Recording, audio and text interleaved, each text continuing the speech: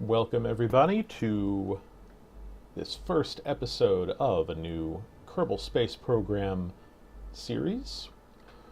We're going to go ahead and get started here with what I am going to call KSP from the ground up. The goal of this series is primarily to create a realistic-ish space program, following somewhat in the model of NASA and other early space designs and programs to attempt to build a fully functional space program, beginning with kind of a very first foray into space, some missions kind of matching some of the earlier Russian and United States efforts in things like manned orbits, space stations, lunar excursions, etc. Other things just kind of coming and going as the situation dictates. So right now, I'm just going to go for this kind of first episode. We are going to attempt simply a suborbital launch. This will be a simple test just to see what we're going to need to get everything going. So before we get into that, let me go through a couple of kind of the main features of this series that we're going to have. So I'm just going to throw together a really quick rocket just to kind of showcase some of the mods. This is going to be very limited in terms of the mods that I'm going to use. However, I will explain my rationale behind the ones that I do have. So first thing we have is KW Rocketry. This is simply a parts pack, a expansion to the number, shape, size of rockets, parts as far as engines, fuel, and some of the structural components. My primary reason for this, well, it's twofold. Number one, space programs that are custom building all their own stuff, which is, well, all of them, are not limited in size as far as fuel tanks and engines and whatever. They can build parts as the situation requires. So I'm doing that simply as a way of being a little more realistic. All of these parts are balanced very well with the stock vanilla parts in the game, so I don't feel like these are cheating in any way. They have realistic weights and drag and fuel capacities, so they are simply more options for getting more things into space. As you can see, we have this nice little Griffin rocket. This is kind of like our mainsail, a little bit more thrust, a little bit more vectoring, so things like that are going to be very useful. Secondly, we have the Ferrum Aerospace Research mod, which provides realistic drag, lift, and other aerodynamics components to all of our control surfaces, wings, etc. The reason I'm doing this is for, well, two reasons. Number one, I seem to have a lot of things that have two reasons for my rationality on this, but number one, the built-in aerodynamics are just awful. They're good for placeholders and things like that, but they're just not really all that good for controllability, for realism in any way. I don't really think that adding the improved aerodynamics is hard mode in any way. It's not like any kind of, it's just different. And since I know that KSP team squad, they are working very hard on eventually making some improvements to the overall flight engine anyway, I expect that a lot of what this mod is simulating will eventually be incorporated into the real game. And if that's the case, I don't want to have to completely redo all of my designs at a later date. I kind of just want it to work with minor tweaks, even when stock goes to include these parts. So second part of this, though, and this is kind of the KSP quote-unquote hard mode or realistic mode, is that I have added the Deadly Re-entry mod. Now, what Deadly Re-entry does is it means that the re-entry effects that were added in version 0.19 are no longer for show. The heat is actually calculated on each part as well now with the as well as with the effects, in the same way. So if you're not familiar with how the effects actually work, basically there's a light cast in front of the object along its trajectory, and whatever parts of this light, it's invisible to the user, but whatever parts of the spacecraft are illuminated by this invisible light, that's how much of a re-entry effect is shown in terms of the flames and things coming off of in the graphical update. The Deadly Re-entry mod uses that same information and actually adds heat to those parts as well, which means that if you have parts exposed to the re-entry that are not designed to absorb and ablate heat, then they overheat very quickly and explode.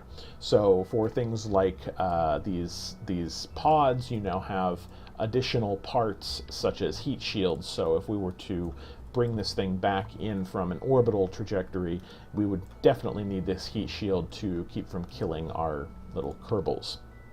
So we've got all of that put on there. There's no way this thing is going to fly, but before I launch it, I will show our one final mod that I do have on here, and that of course is MechJeb. Now, a lot of people think that MechJeb, or at least many of the features in MechJeb, are cheating. I tend to agree with some of it. However, let's be honest, none of the missions from NASA or other space agencies in recent time have been entirely without computer guidance. It is very rare that an astronaut or pilot actually has to take control of a mission unless something goes horribly wrong. Most of the time it is driven by computer, and of course all of the orbital calculations, trajectories, delta V, insertions, all of that is at least calculated on computers. So what I'll be primarily using this for is is simply flight information, as you can see up here on the right. Available delta V, thrust, vessel weight, part count as I'm designing things, time to apoapsis and the actual apoapsis, simply because I don't want to have to be switching back and forth to the map view. Sometimes I may go ahead and on routine maneuvers and things, I may flip MechJeb on just to handle that. I'll try not to do that with anything overly complicated because I don't want to make it just seem like I'm recording a computer doing this series. So let me add a couple of control surfaces. This is going to be very important in terms of using this with the realistic aerodynamics. Just throw a couple of pieces on here. Yeah, hopefully that'll keep us flying straight. This is going to go badly, I can feel already, but oh, and was doing a test earlier and completely forgot ASAS, and that was, well, let's say it wasn't pretty. Come on.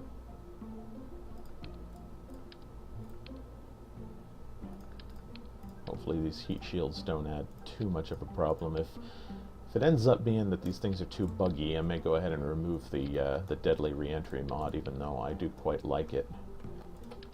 Move this down here. That's hold down Shift and you can click any part of the rocket, by the way, and that'll move the whole thing. It's very useful when you have large unwieldy things that, for example, stick out of the top of your VAB or anything like that. You can get around it like that. So, okay.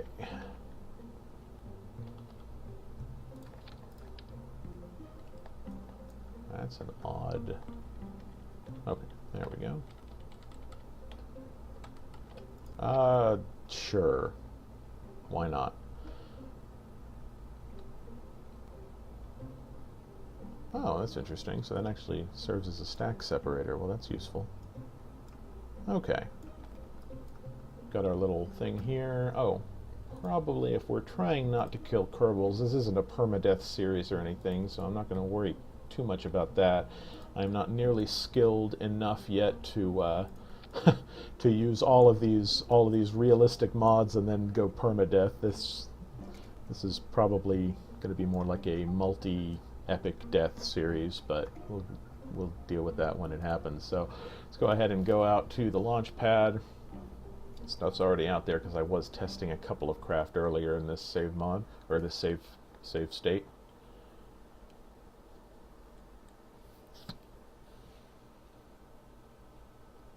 Alright, looking majestic as it sits there on the launch pad.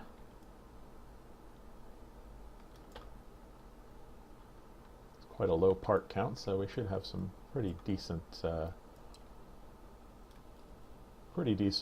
frame rates here as we go up. You'll notice here that our total delta V for all stages is barely 3,000. You need about 5,000 to get into orbit, so this is definitely a suborbital program. But we do have our 3 Kermans on here: Mitdo, Dilsby, and Obeli Kerman. I have not seen any of them before.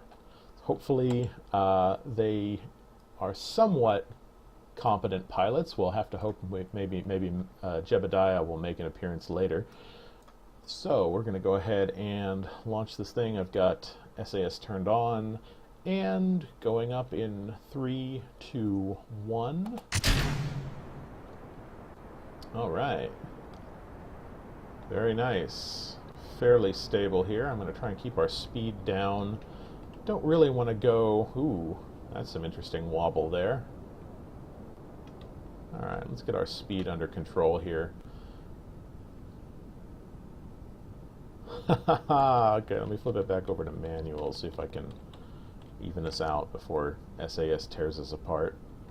Okay, there we go. So wow, a lot of lift on this thing, which is awesome. I always hate it when I have to go up at like 40 meters per second or something because I built some massive, ridiculous rocket. But you want to try and keep your speed somewhere between 150 and 200 meters per second, at least while you're still in the thicker part of the atmosphere. Anything other than that, you're just wasting fuel. And you can see our little FAR system over here telling us that our lift surfaces are not doing too great right now, but not really a problem since we're mostly powering just straight up. Thrust to weight ratio, you'll see that increase because that actually, it does take into account the amount of fuel that we burn, and it lightens our total vessel mass, which means that the engines actually become more powerful in relation to the rest of the rocket as we continue to burn fuel. So we'll move this down. Nice semi-transparent windows in the new MechJeb 2.0, which is very nice. Okay, we're about 20,000 up. Now, since this is a suborbital trajectory, or at least that's the plan, I'm not going to attempt to do any kind of gravity turn or anything right now. We're just trying to get up into space proper, and then we'll come back down.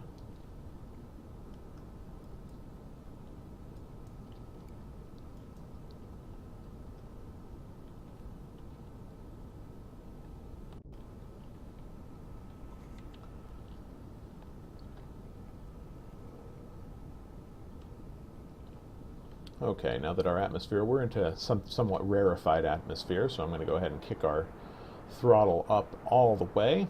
We're going to get as much vertical velocity as we can, and then once that kicks off, we'll coast up to apoapsis, see if we actually make it to space. We're definitely going to make it to space. And then see what our maximum altitude becomes, and then we will come back down. All right, so we're going to go ahead and let me split our separator from the parachutes. I'm going to go ahead and drop our ascent stage. Oh, that may not be good. Okay.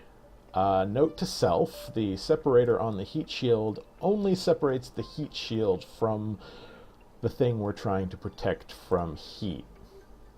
Great. All right. Well, Mitdo, Dilsby, and Obeli Kerman, let's see how successful you are in a straight down re-entry from what is probably going to be about 175 kilometers, sorry. Kilometers, that's just terrible. Alright, let's go ahead and time accelerate, at least until we can get back down. Whoa, we got way high, up to about 350 kilometers. Very cool. That was definitely space. Space! So we're coming back down. If we we get back into atmosphere, we may be close enough still to that ascent stage to see the wings flip that thing around. It may actually glide off. I didn't really pay attention to the center of lift on it, but we'll see what happens as we get back into the... Well, there we go. 3 more brave Kerbonauts giving their lives in pursuit of science. Their contributions will not be forgotten. All right, well, I'm going to end this here. Leave any comments or suggestions under the description below here. I'm also going to go ahead and post up a link back to the forums on actual Kerbal Space Program forum website, so you can go over there, and I will put links to every episode in the series back over there. But if you like the video, go ahead and hit the like button, subscribe if you want to. I'm going to try and make this semi-regular.